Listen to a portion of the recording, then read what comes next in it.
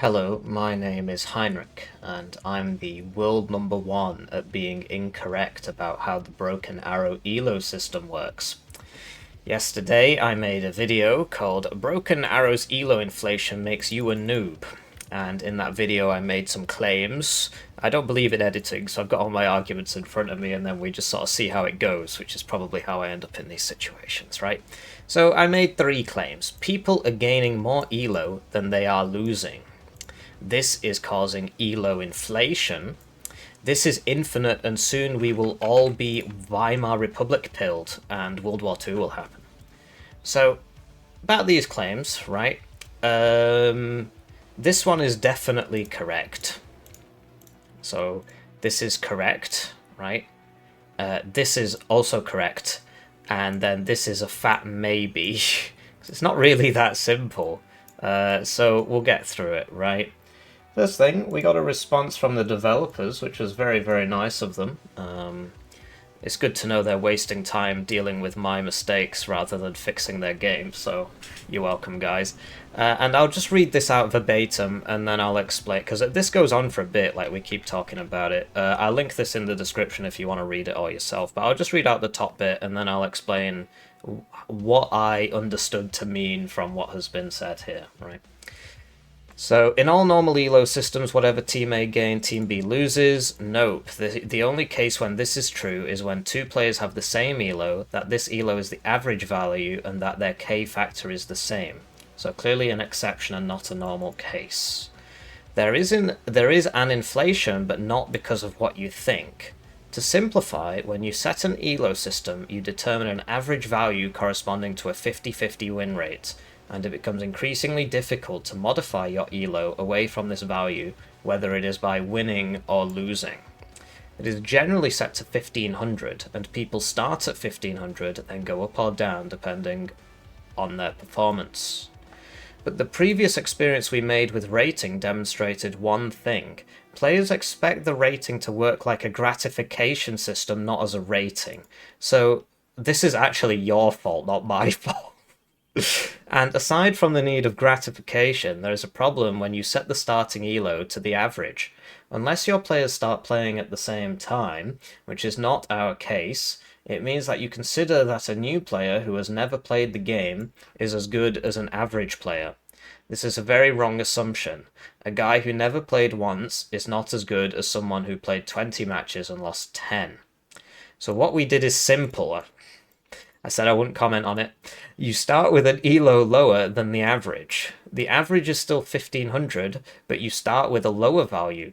So if your real rating should be 900, you progress from 300 to 900 instead of regressing from 1500 to 900.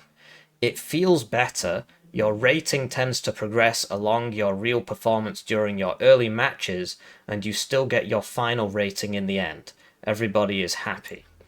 It takes a bit more time to stabilize for the highest ELO, but given the number of matches per day people can play at high level, this is not a problem. So this is what he said, and then we kept talking about it, and he said something else, but, you know, I'll link this, you can read this in your own time. Basically, there's 2 separate things happening here, right?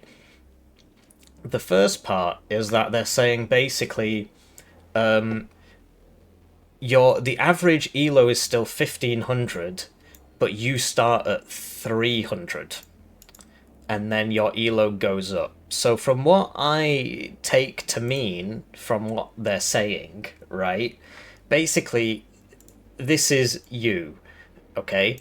You have 300 ELO at the start, and the system match makes you as if you have 300 ELO. But you have this one-off tank of Freelo, like 1200 booster ELO, or Freelo, or whatever the hell you want to call it, right? So when you win a game, it's cushioned by this extra tank of Freelo. This can never be replenished. I mean, this is kind of, you know, we don't have the raw data in front of us. This is what I've just gleaned from how he's describing it. So let's say you win a game, you would usually get, let's say you should have got 10 ELO. You'll actually get 20 ELO, right? Because you got 10 ELO for actually winning, and then you actually got 10 elo out of your Freelo pool, right? And that means that, going back to this, the players expect it to be like gratifying performance. So until this tank is depleted, you're getting more elo than you should be at the end of every game, because it's almost like XP in a video game. So when you win, you might get plus 20 even though you were only supposed to get 10. And when you lose, right, you might get minus 5 instead of minus 10, right? Because you're getting minus 5 here, and you're also losing minus 5 from your Freelo pool, right? So you're not winning. You're winning more than you should be winning in terms of elo, and you're losing more than you should be losing in terms of elo, because you have this elo XP booster pool, which essentially they took off you when you came in through the door, right? So this should be yours by right. It's just kind of being hidden from you, but it's also not included in the matchmaking calculation, because if it was, then a 300 elo player would actually be a 1500 elo player, and he would be matched against me, and I don't see that, right? So that's probably not happening. Yeah, so what does this mean practically? It means that when the game first starts off, like day 1 launch, the average elo is 300. But as everybody starts spending from this tank, the average elo should eventually stabilize at 1500. Because eventually everybody's ran out of this tank. It will never actually get to 1500, because you'll get people who, for example, and this will actually be a lot of people, will play 3 games, only use, like, you know, a quarter of this tank, right? Or whatever, play 20 games and only use a quarter of this tank, and then they'll just quit. So they'll still be stuck at like 500, 600, because they just got bored. And so the average will never actually get to 1500. But if everybody played all of their games, the average would eventually get to 1500. So I hope that makes sense, right? Then, so this is the pool of all elo, right? Now, if you have elo coming in, and you have to have elo going out, unless and if you don't have that, you will get elo inflation. The average level in the pool will rise, right? If there's you've got a pool, or even just a glass of water, right? If I pour water into this glass, I have to remove water from the glass at the same rate, otherwise the glass will overfill, right? Or it will run out. So what's being described here is that basically they underfilled the pool at the start. So they're going to fill up the pool with an additional 1200 elo maximum per person, and then it'll stop. So it's like transitory inflation. The inflation will go up to 1500 and then stop inflating. Maybe. Because we still have to deal with the other part of what he said. So in terms of like why is this happening? Why are we getting a one-off inflationary 1200 elo? It's basically for the 2 reasons he described. In a normal elo system, right, everybody starts at 1500, a new player would start at 1500, and if he loses a load of games, his elo will go down, and if he wins a load of games, his elo will go up. Right? It's basically done on like it kind of looks like a normal distribution if it's working properly, right? This is also a big caveat. If it's working properly in a game where people can have invisible units which go around taking points on the map and you can't do anything about it. I'd like to take the time to thank the generous channel joiners generously joining the channel. They get their names on the screen, they get the videos early, they get members exclusive videos. One join at the lowest level is worth 2,000 views. This is my sole source of income, which is why I shill like my life depends on it. So it's a great way to support the channel. If you're a brokey like me, you can just like the videos, and even just watching the videos helps. So thank you for watching the video. that's maybe me just being a bit salty, right? So basically your elo distribution would look like this. It's like a normal distribution. This should be symmetrical. So I'm just retarded, basically. We can fix it. We can fix it. We can fix it. We can fix it. Well, it's got to be perfectly symmetrical now. Oh, I'm a genius. So smart. Anyway, so this, the middle, would be 1500 elo. Right? And that would be the average. And if you lose a load of games, you'll go this way, or, you know, this way, right? And if you win a load of games, you'll go this way. What he's saying, but if you have a 50-50 win rate, right, you could play in this other system, which is how most RTS games work, right? All the Eugen-like games and all the Age of Empires games work this way. Those are the ones I'm more familiar with. I'm pretty sure it works like this in the vast majority of video games. Somebody mentioned to me that in Forged Alliance Forever, which is like a fan reboot of Supreme Commander Forged Alliance, it works similar to the Broken Arrow system. So there you go, right? Anyway, where was I going with this? If you have a guy who's played 600 games, right, and he's won 300 and he's lost 300, he's actually still gonna be right here. Or, you know, roughly there, because if he's lost against better players and he's won against worse players, it'll be slightly to the left or right, but you get my point, he'll still be in the middle. So, you know, the noob joins, this guy joins, and he's immediately put against a guy who's played 600 games and he gets twatted and he loses like his first 20 games and then he quits, which is a very common problem, actually. So instead, the noob starts here and then gets accelerated development until he uses up this tank. So if he's winning all his games, the tank will deplete faster? Well, it depends how they've done it, really.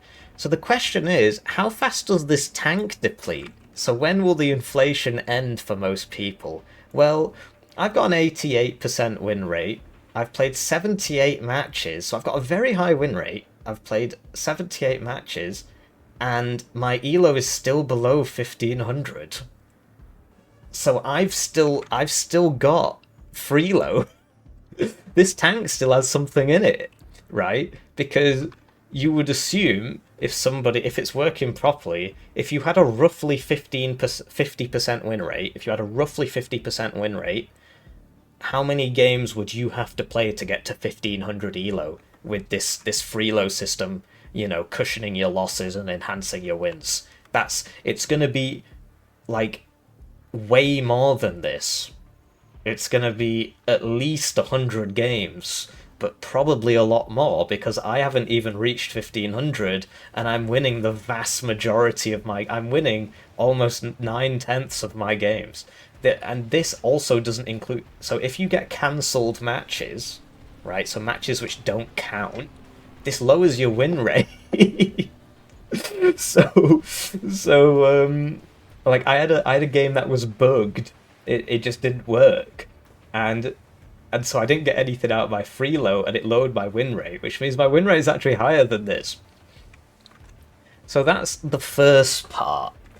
Right, so just to recap, the noobs are being dropped at 300, so A, they feel better about themselves because number go up, and B, so they don't get matched with this guy who's played 300 wins, 300 losses, and then he just twats them.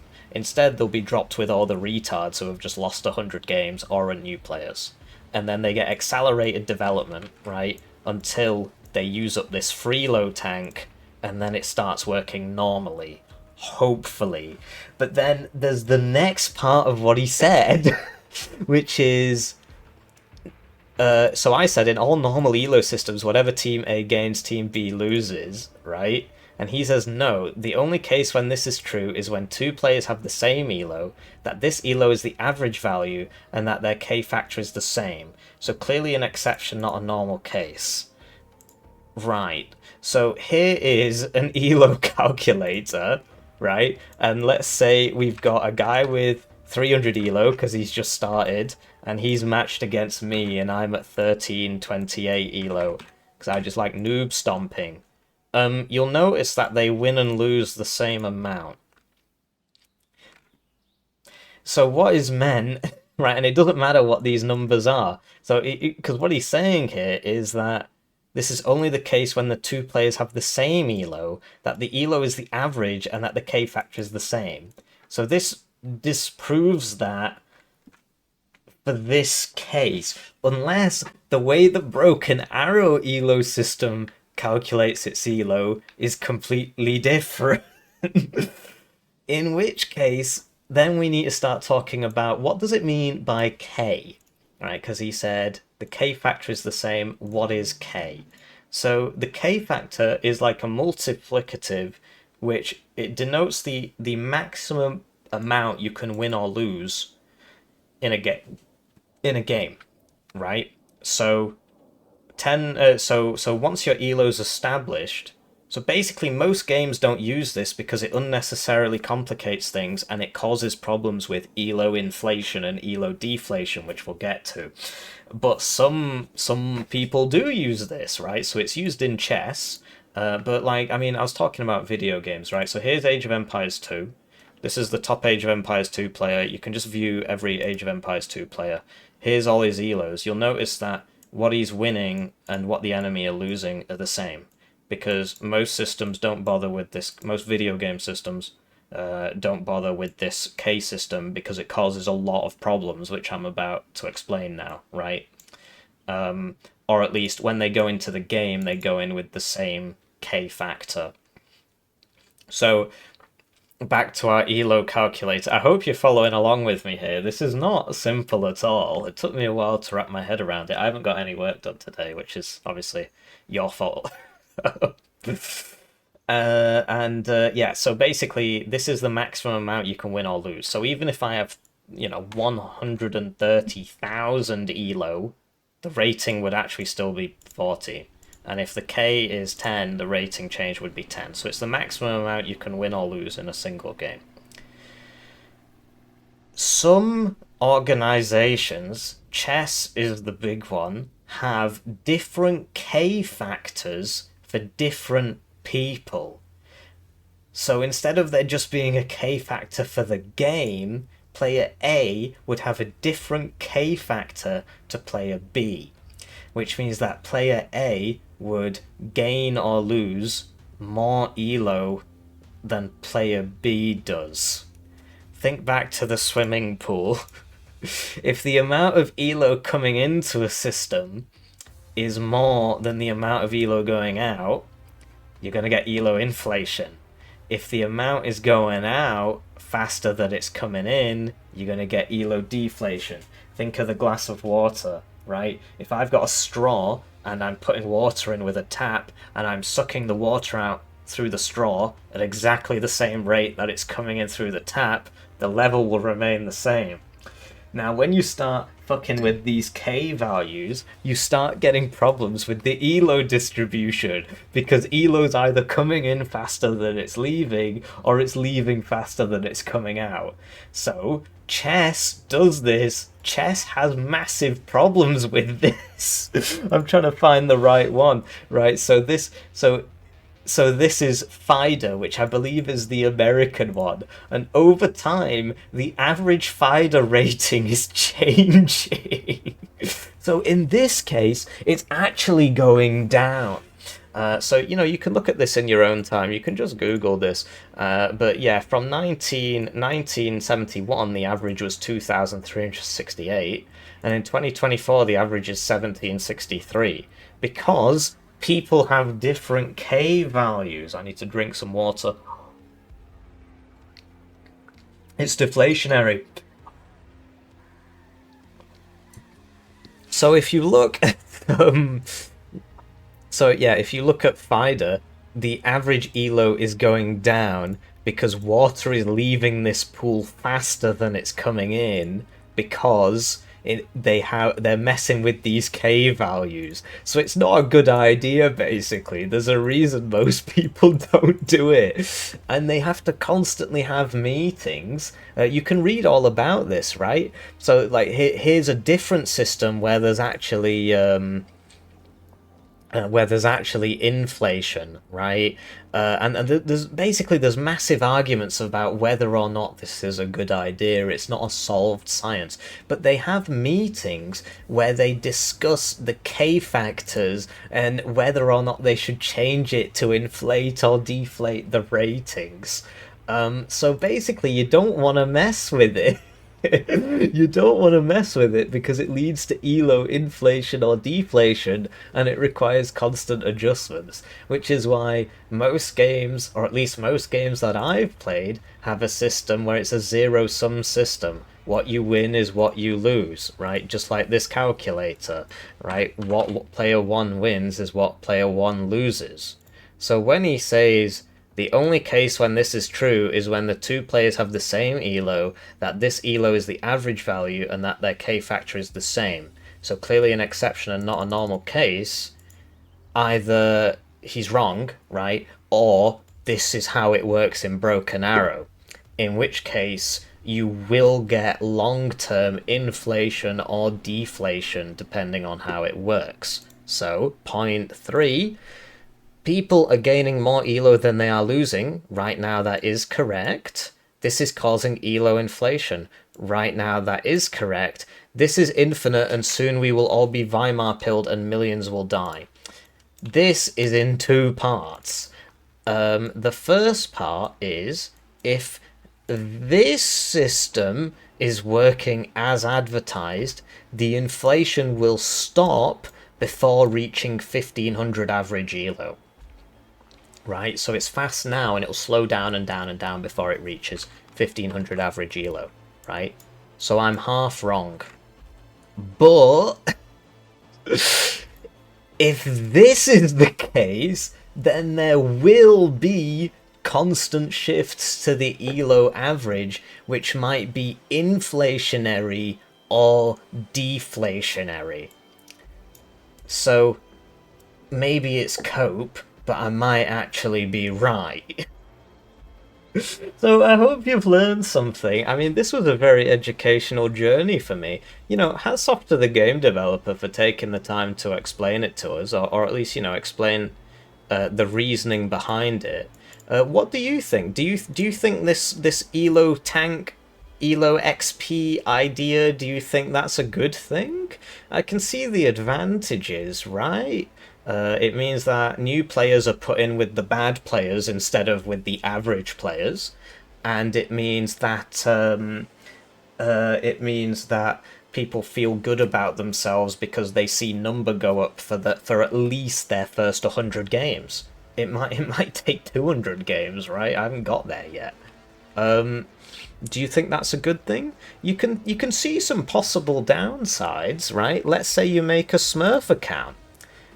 In a normal RTS, your Smurf account will land you in the middle. It will land you here. You'll play against the averages and you'll quickly get up. In Broken Arrow, if you make a Smurf account, they're dropping you in here, and you get to beat up all these guys. You get at least 100 games of Smurfing, right? From this, you seem to get at least 100 games of Smurfing before your average is fixed. Now, given what we know about Smurfing, which is a video will come out tomorrow, basically it's very, very easy to make Smurfs, that is a downside. So do let me know if you found this educational, or if you thought this was just a complete waste of time. Are you glad you watched this? I don't know. I mean, just dislike it if you thought it was a waste of time, and then that's an easy way for me to tell. And I hope you have a lovely day.